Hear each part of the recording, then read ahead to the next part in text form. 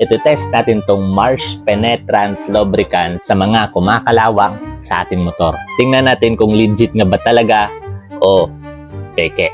Kasi maraming naglalabasan nito sa TikTok and sa other platform na talagang legit nga daw talaga na tumatanggal siya ng mga kumakalawang na mga bakal. Motor man yan, sa gate man yan, or kung anong mga bakal na may mga kalawang. So ngayong araw, real review, honest review, makikita talaga ninyo dito na walang halong promotional, just true review. Disclaimer lang, pinadala sa atin to ng Marsh to test their products, pero hindi ibig sabihin na ipopromote natin siya in a positive way. Siyempre, honest review tayo dito, kaya honest din yung mga sasabihin ko dito kung legit nga ba talaga siya na tumatanggal ng kalawang sa ating mga motor. First things first, meron siyang dalawang kasamang ganito at yung isa dito nakadikit. So, madali lang tong ilalagay. Saka ipasok mo lang dyan. And boom.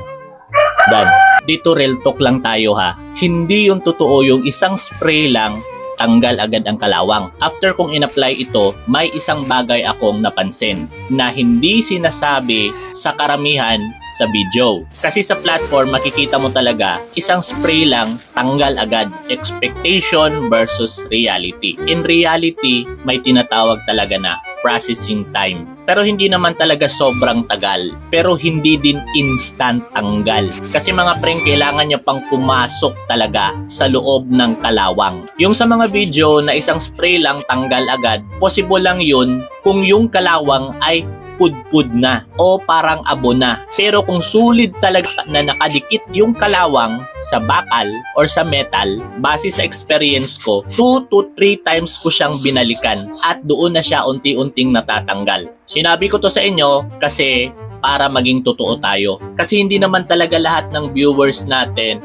na buyers or sa gustong mag-apply ay katulad sa mindset ng iba. Kasi kung ano yung nakikita nila sa video, yung expectation nila sa video, tapos in-apply nila in reality, tapos hindi pala ganun, talagang madidismaya talaga sila sa performance ng produktong ito. So kung gagamit ka ng ganitong product, gamitin natin sa tama. Hindi yan magic, may process siya. At doon mo makikita ang totoong tinatawag na legit effective. Kaya sa mga naghahanap dyan ng produktong ito, ay nilagay ko na lang dyan. Ako na mismo yung magsasabi na legit siya. Hindi siya instant pero legit effective siya. Honest review lang tayo dito to make it sure na talagang yung mag-a-apply nito ay makakaalam sa tamang proseso ng paggamit ng produktong ito. So bago kayo mag-expect sa instant result, ayon mismo sa label, ang Marsh Penetrant Lubricant Spray is made to protect machines, tools, at automotive parts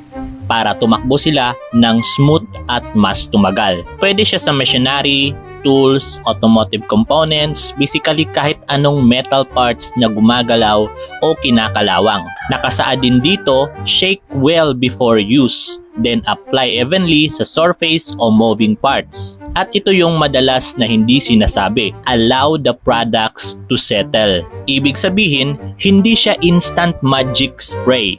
Penetrant siya. Kailangan niya ng oras para pumasok sa loob ng kalawang. Kaya kung solid yung rust, uulitin mo talaga yung application. Depende sa condition. Exactly kung ano yung naranasan ko. And syempre, may safety reminders din. Gamitin sa maaliwalas na lugar, huwag sa mata, at store sa cool, dry place.